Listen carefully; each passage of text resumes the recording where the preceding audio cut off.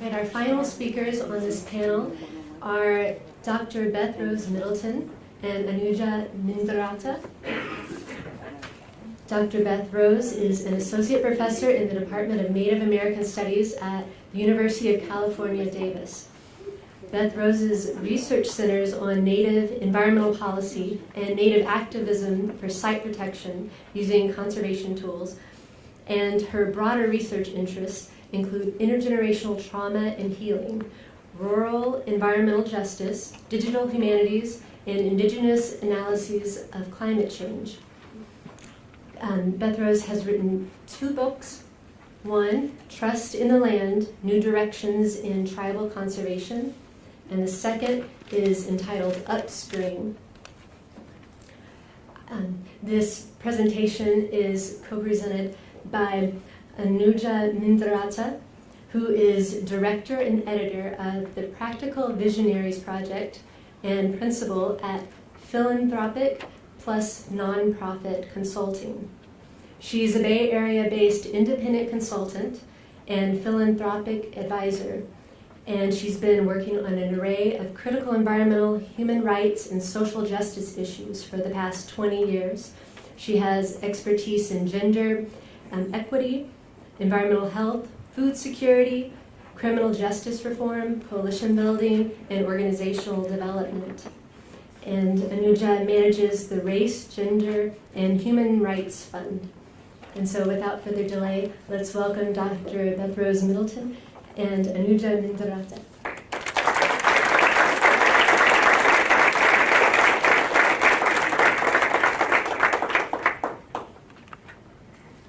Hi everybody, is this mic okay? Okay. So I really want to thank the organizers of this event and my sister panelists. I'm so humbled and inspired to follow you, Karina. I'm really grateful for everything you shared with us, all the history and the struggle.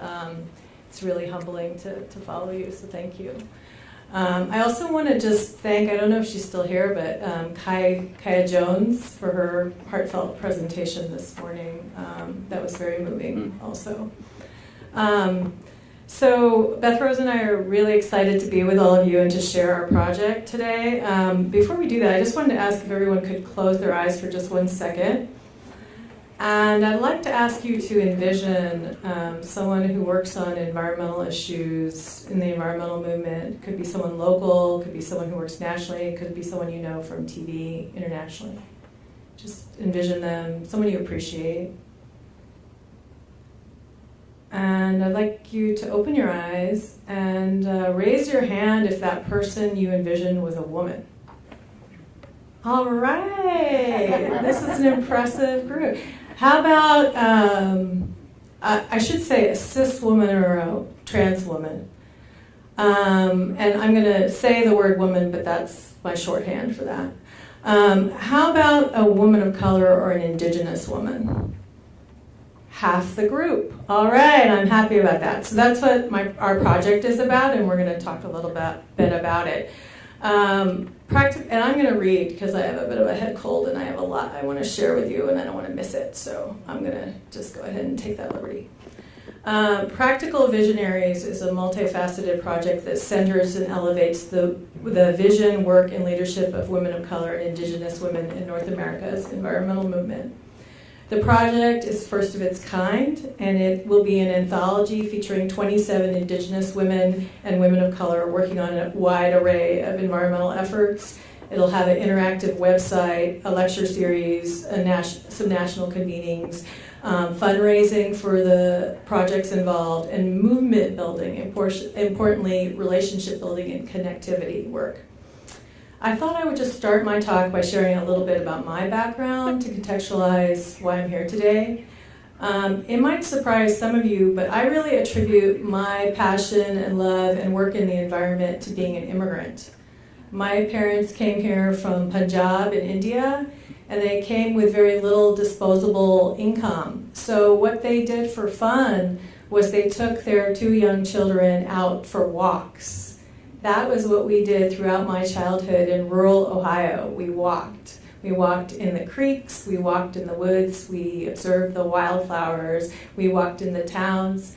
And that truly shaped my sense of aesthetic. It also shaped my love for this beautiful planet and world, and I think started my journey towards being an environmentalist.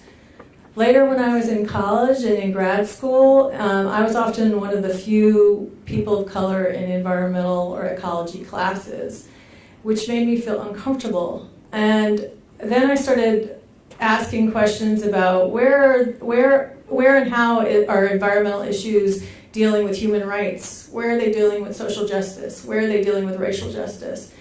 And it became more and more uncomfortable for me, even as I felt a love and affinity for environmental work. More recently, I was on a regional, pretty prominent environmental board. And I started raising questions about how that board could diversify so it could better represent the fullness of the Bay Area community and the people who live here, subsistence users, low-income people, people who are on fence lines of issues that this organization was working on. And the organization, shockingly pushed back on me. And they didn't really want to be challenged in that way, to change their culture, to change what they look like. Having grown up in relatively conservative Ohio, that was one thing, but to face that from a progressive Bay Area-based institution just tells me, and hopefully shares with you, how far we have to go. So hence this project. Practical Visionaries. As we all know, the news is sobering. Climate change, air pollution, sea level rise, plastic in our oceans, habitat loss, soaring asthma rates, destruction of sacred lands, toxics in consumer products, the damming of wild rivers, the loss of biodiversity. These are among the multitude of serious issues facing our planets, our ecosystems, our human communities today. There's so much to be done to turn the tide, but how will the tide turn and who will do that turning? We have many people in this room who are doing part of that turning. Given that environmental harms disproportionately impact Indigenous peoples, communities of color, and low-income communities, we know that the solutions, leadership, and wisdom must be sought from those very communities if we are to make meaningful gains towards sustainability and balance. And it is these very communities that are fostering wise resistance, offering traditional, experiential, and scientific knowledge, providing hope with innovative models and strategies, and building local power and resilient communities. Yet historically, for many communities of color and Indigenous people, the North American environmental movement has not been an easy space to call home, from which to advance common aims with respect and reciprocity. Many people have felt marginalized and even disregarded by the movement's focus on conservation policy work, the privileging of science over experiential knowledge, the lack of diversity, and the seemingly elite culture disconnected from issues and values of low-income communities, communities of color, and Indigenous people. Thankfully, this is at long last changing as the environmental movement is finally waking up to an understanding that equitable engagement, resourcing, and inclusion of diverse communities is not simply a good thing to do, but it is in fact essential for the success of the environmental movement. So let me say that again. It is essential for the success of the environmental movement in this day and age of climate change.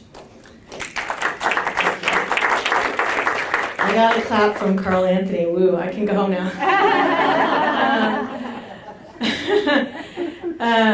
As people of color become the majority within the U.S., the environmental movement cannot succeed without the endorsement, leadership, and engagement of people of color and Indigenous people. A wide spectrum of people working to change and challenge policies, industrial and corporate practices, and personal and consumer behavior is absolutely required to shift the tide. Mainstream environmental groups are beginning to embrace this with structural changes. They're establishing diversity, equity, and inclusion initiatives. They're diversifying their leadership. And importantly, they are shifting their investments, resources, and programs and priorities to better reflect diverse communities' priorities and needs. This is really important. It's not just about tokenism and who you stack on your boards or in your staff, but where does the money go? Where do your priorities and programs, how do your priorities and programs reflect the broader community's needs? At the same time, Indigenous people and people of color are also creating our own institutions. Karina's Land Trust is one amazing example, bringing together unique leadership and vision to environmental issues and to the movement on a whole. There is a really huge group of organizations, and I urge you to check them out. The Green Leadership Trust, Idle No More, Green Latinos, Indigenous Environmental Network, Outdoor Afro, the Asian Pacific Environmental Network, Green 2.0, Environment and Diversity Center, and many, many more. So this sort of question that was raised earlier, do people of color care about the environment? Definitely. Justice, equity, and self-determination are the key values underpinning this diverse environmentalism. And the false trade-offs that pit environmental gains against community well-beings, jobs, human health, and subsistence rights, and immigrants are being rejected for a broader, more inclusive platform that stands firmly for social justice, that strengthens democracy, foregrounds immigrant and Indigenous rights, fosters green jobs and a just transition, and addresses health disparities, and importantly, centers the leadership of people of color, Indigenous people, women, and disproportionately impacted communities. In the worldview of many communities, the environment is not simply a pristine, fictional wilderness devoid of people, subsistence activities, and human impact. Instead, the environment is embraced as all places where we live, work, and play, and where cultures evolve in relationship to the specificity of ecologies, geology, flora, and fauna. The Practical Visionaries project demonstrates that, in fact, the environmental movement belongs to and is being created by a very broad mix of people. While the challenges we collectively face are immense, women of color and women, and Indigenous women in particular, are spearheading an array of visionary efforts, collaborations to create a sustainable and just world. Their efforts are at the forefront of the environmental justice movement, Idle No More, the People's Climate March, the climate justice movement, the food justice movement, and much more. These women are grassroots organizers, scientists, attorneys, policy advocates, tree planters, urban farmers, academics, mothers, and visionaries. Women who plant trees and improve the life of the food security in their neighborhoods. Women who fight air pollution. Women who stand up and challenge oil companies from the Arctic to the Amazon. Women who work with immigrant restaurant owners to green their businesses. These are women who roll up their sleeves every day with certainty of purpose, and they're fighting significant odds. These women are practical visionaries. Yet within the mainstream environmental movement, women of color and Indigenous women have remained underrepresented, and their cutting-edge work not adequately recognized, funded, celebrated, or emulated, raising important questions about inclusivity, effectiveness, and the power of the movement overall that I talked about earlier. In some cases, this is translated into important issues not being prioritized, less public attention and investment, curtailed influence, and insufficient resourcing. The visionary author Toni Morrison said, "If there is a book that you want to read but it hasn't been written, then you must write it." I resonated with that statement as I deeply want to see the work of women of color and Indigenous women on environmental issues elevated and integrated into the broader narrative of the environmental movement more completely.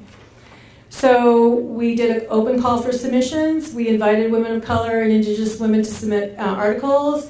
We asked that people submit things, whether they call themselves an environmentalist or not, if they felt like their work fit with this project. We were grateful to receive 60 abstracts, and we're honored to feature 27 stories. It's really exciting. The project is in process. How much time do we have? Okay, I'm going to say one or two quick more words, and then...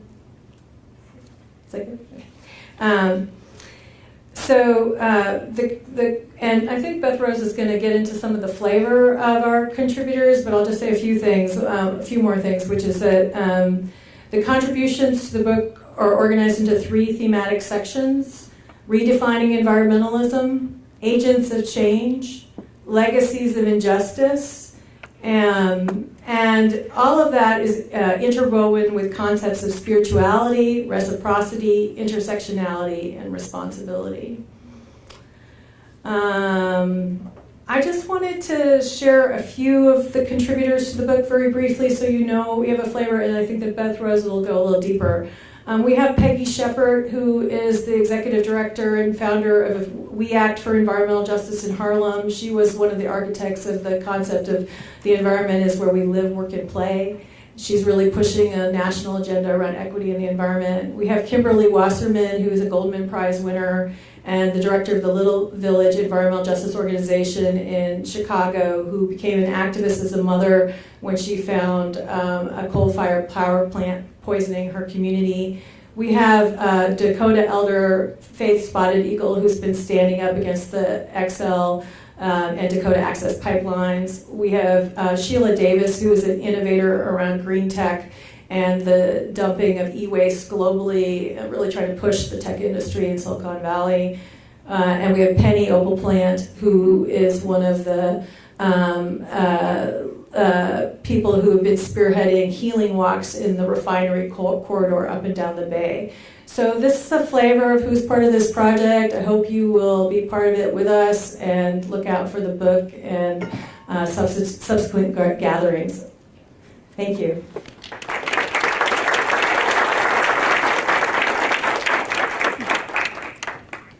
Thank you to be part of such an incredible panel of women.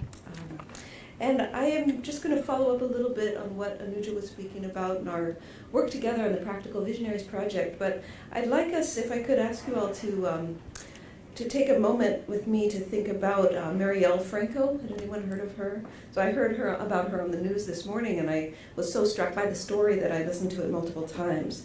So she was a young Black Brazilian human rights activist, known for her critique, particularly of police violence and economic inequality in Rio.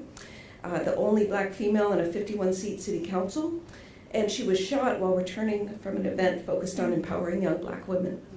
And women are gathering, hundreds of women, and forming a human chain, in solidarity with the work that she was doing. And I was listening to this and talking about spirituality, and it made me think that when women of color and Indigenous women and their allies engage in this work, we take risks in a way that requires a deep spiritual grounding and focus. So it kind of magnified the importance of this work to me. I worked on a section for the introduction for Practical Visionaries, thinking about the different ways the amazing women profiled in this text talk about spirituality and how spirituality guides their work. And what we found is that it's very, very diverse, and women from many different traditions talk about being guided by a spirituality, by a force greater than themselves. And they were very specific about that, and I think that's so important for this project, in that oftentimes in the environmental movement, spirituality is not at the focus of the discussion. It's certainly not in environmental policy, in which I generally tend to work. And so foregrounding the importance of that connection, that relationship between humans and non-humans is extremely important, and it also gives us the strength and courage to do this work. I've learned a great deal from working with Karina, and in fact the chapter that we have written together for the Practical Visionaries piece talks about Indian people organizing for change, talks about the Sogo Oreate Land Trust. And one of the things I've learned from her is the importance of a movement always having a spiritual center. That's something that you said that's quoted in the piece. And also how inclusive that can be. So I went to a gathering perhaps similar to the one you're describing coming up next week on the West Berkeley Shell Mound site, and people came from multiple traditions and offered prayer and song in a very respectful way. Respectful in the sense that knowing that they were in a space not necessarily of their own tradition, but respecting and trying to support what Karina and others were doing to protect this sacred place. So I found that very powerful, and a way people from different traditions can come together on a spiritual basis to support one another in a very strong way. Also, people that we spoke with who, would not necessarily describe themselves as being led by a spiritual focus in terms of the practical visionaries in the book. For example, I'm thinking of environmental scientist Michelle Roberts, who's profiled in the text, and she describes accepting what I believe to be a call from God. I went from being an environmental scientist for government to an advocate and organizer addressing the impacts of toxics and environmental racism on communities of color. So really reflecting on her role as an advocate, empowering and supporting people dealing with environmental health tragedies every single day. And she described that as a form of spiritual warfare, which I found very moving, coming from someone who might not necessarily use those terms. Also, the role of ancestors in guiding us and inspiring this work was central throughout many of the pieces, the profiles of the different women in Practical Visionaries. So I'm quoting the chapter by Ife Kilimanjaro and African Studies professor Rose Brewer. They talk about their engagement in environmental justice movements as rooted in African spirituality and values, including the belief that I am because we are an interconnected whole, which we talked about earlier. And they talk about how their ancestors survived, how our ancestors have survived the Holocaust, the Middle Passage, other forms of genocide, and how that their strength and the spirituality that has carried them through those times also carries us forward today. And so that, to me, really guides the Practical Visionaries. Also, we talk about it very much centered in the body, in women's bodies, and making the environment safe for children and making it a place where you can pray and carrying on these traditions. We have Faith Spotted Eagle in the text. She has a chapter in the text describing the necessary leadership role of women as environmental caretakers, as co-creators. And she says, women are supposed to be environmental leaders. It's a natural role. It's not revolutionary, nor can it be pigeonholed. Our work to protect the environment is not a revolutionary thing. Really, we're just maintaining life. To me, environmentalist is a Western term. We consider ourselves relatives of Mother Earth, and part of that relativity is to honor the balance of all living things. So we're talking about transforming the term environmentalism, the idea of what an environmentalist is, to include this spirituality that's rooted in ancestors and body, in relationships between humans and non-humans. And I feel like this text that I've been working on with Anuja, which is more than a book, it's also going to be a conference, a website, and various other modes to pull people together and to honor these different women leaders, is really timely, and it's fearless about engaging with spirituality to reframe environmentalism and center women's uniquely situated leadership of and engagement with environment and environmental justice issues. Thank you.